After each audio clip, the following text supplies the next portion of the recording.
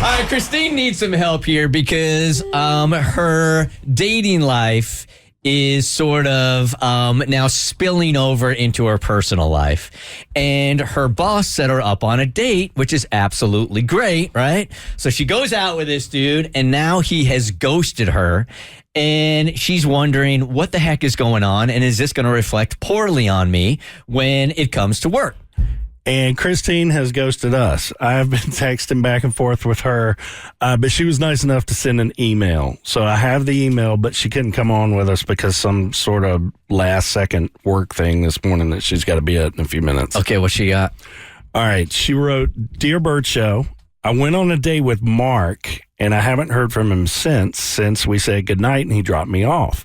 He seemed really nice at the beginning of the date, but seemed really cold towards the end and in the car ride back to my place. I don't know if I said something that really turned him off. He did get a phone call as we were about to leave. He excused himself to take the call and apologized when he came back to the table. I don't know if something happened on the phone call or if I did something to cause this sudden change in attitude. I am okay with the idea of not going out with him again, but I'm really nervous about the reason why he doesn't like me. The reason is because it was my new boss that set me up with him.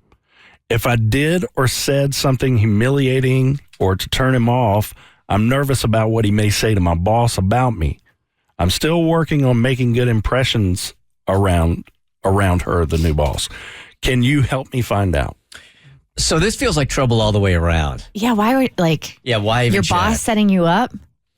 Feels dangerous. They barely know you, too, because obviously it's still a new relationship. Well, I'm taking it from Christine's standpoint, right? Like, this can't be good. Okay, so something happened on that date that clearly turned him or her off. Was it a guy she went out with? Yes. Okay, so turned him off.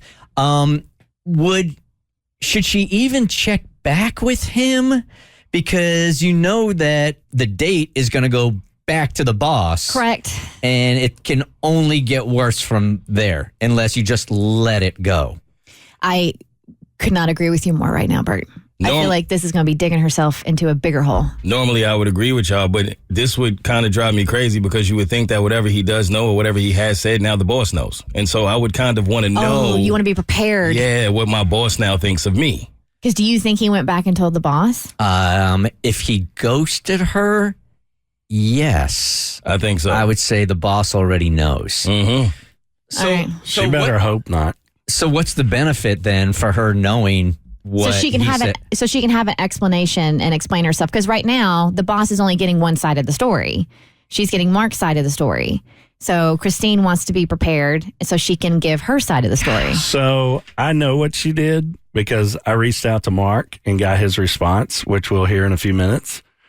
But if the boss knows this, the boss is going to look at her totally different. I mean, he literally says in the first paragraph of the email, I was so appalled by something she did. He used the word appalled. And there's no way, I don't think there's any way she can talk herself out of what happened. So I'm looking at his response. I'm not really reading it, but it's like half a page long. Mm-hmm. Okay. All right. This is going to be real bad. So how do you not know what you did if somebody wrote a half a page and then disappalled about whatever it is? Why don't you guys guess what you think she may have done that was so egregious that he ghosted her? Yeah, and we only have a minute here, so we'll have to read his email when we come back. The only thing I could think of is she got drunk and might have started talking crap about work or crap about the boss, which is this dude's friend, maybe? I think she made some kind of just really poorly timed joke. She just said something, or maybe a couple. Maybe she just said something that made him, that offended him. Because this email of his is so long, it makes me feel like it's more than just one joke. This is an all-nighter. She's just pulling just jokes out all night. Multiple offenses. I mean, I can't guess because I'm responsible for reading the email and I proofed it. Okay. So I know what happens. I can't think of what could be that bad that I would be. Have you ever been on a date and then when the date ended, you were appalled by something that happened?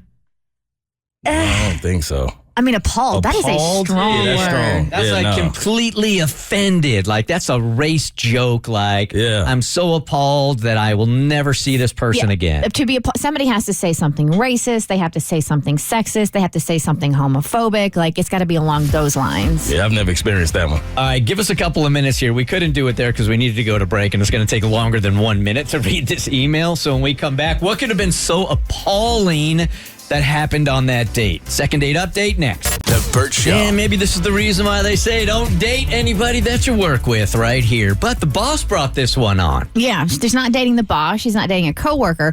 Her boss, who is a new boss, said, "Oh, I have the perfect guy for you."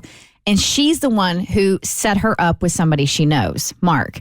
They went out on a date, and she thought it was good, but he has not reached back out to her. He's ghosted. She wants to know what happened, especially if she needs to be prepared to like defend herself against the boss. All right, so she's not exactly sure what happened, but he's not around anymore. So you know he's already gone to the boss. So Tommy, take us through this here before Kristen reads the email. So you reach out to him, and he's got no problem telling you exactly why there's no second date? Yeah, he absolutely told me why. And you guys may be appalled at what happened. He's appalled, and we're going to be appalled why he's appalled because that's the word that you poll. There's a lot of appalling going on. All right, who's got the email? I do. All right, so this was the response from Mark into how his date with Christine went. Tommy, my ex-girlfriend used to listen to the Bert Show. I've heard it many times, and I have even heard your second date update segment.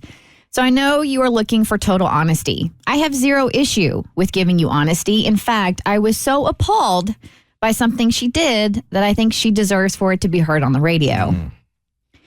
We did have a nice time at first. We had texted and spoke on the phone before we had our first date. I suggested a specific restaurant for our date, and she seemed excited to try it. It certainly is not an inexpensive place, but I liked her, and I wanted her to feel special on our first date. It certainly isn't a place that I could afford for us to go every time. We agreed that I would pick her up. I was eager to impress her and make her feel respected. That said, I feel that everyone deserves to feel special and respected. I choose to do what I can to make people in my world feel that way.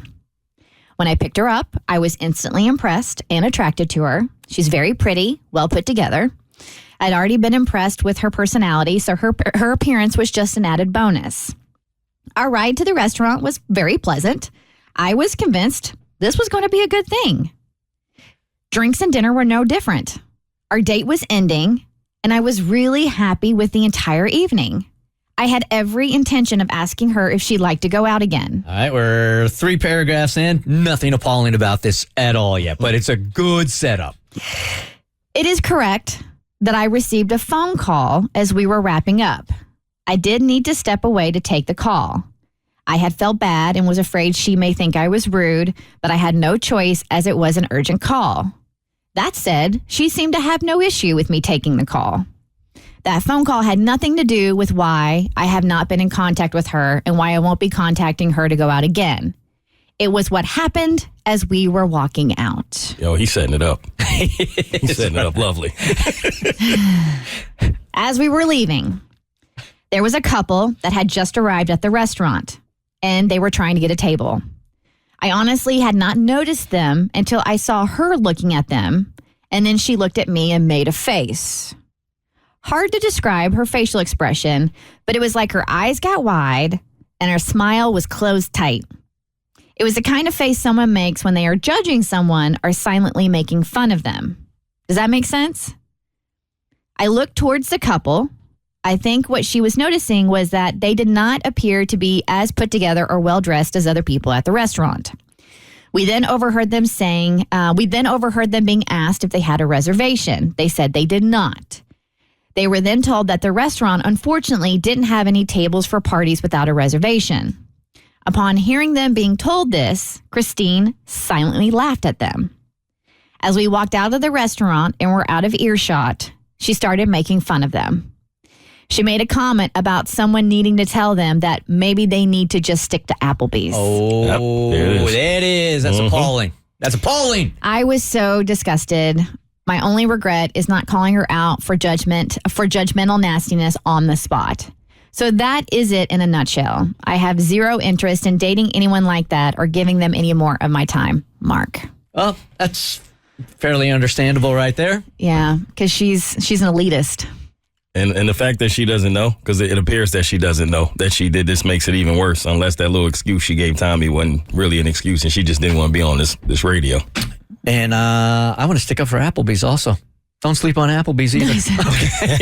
Okay. Nothing wrong with that. But I can understand why he was completely turned off by that, man. It could just be one comment. Now, unfortunately, she kind of bailed on us, so we can't get her take on it. But if I were her, I'm sure I'd be saying something like, it was just a harmless joke. I didn't really mean it. It was lighthearted. Whatever. Landed the way it landed. It did. And he was the one. It's up to him on how he perceived the landing. And he's not into it, and I don't fault him. So now she got to worry about if he told the boss or not. That's the really big question. You know he did. Yeah. You know he went right to her. So For sure. But the boss is the one that set this whole thing up. So I don't know how the boss handles the whole thing. Well, I mean, it shouldn't affect work. I mean, this is... It will. It shouldn't. It will. It absolutely will. Because now the boss is going to feel all embarrassed about it also. So it will. All right. The Bert Show. Like what you just watched, you can get more of The Bert Show on your favorite podcast platform. Wherever you listen to your podcast, you can find us. I don't know what any of these buttons do, by the way.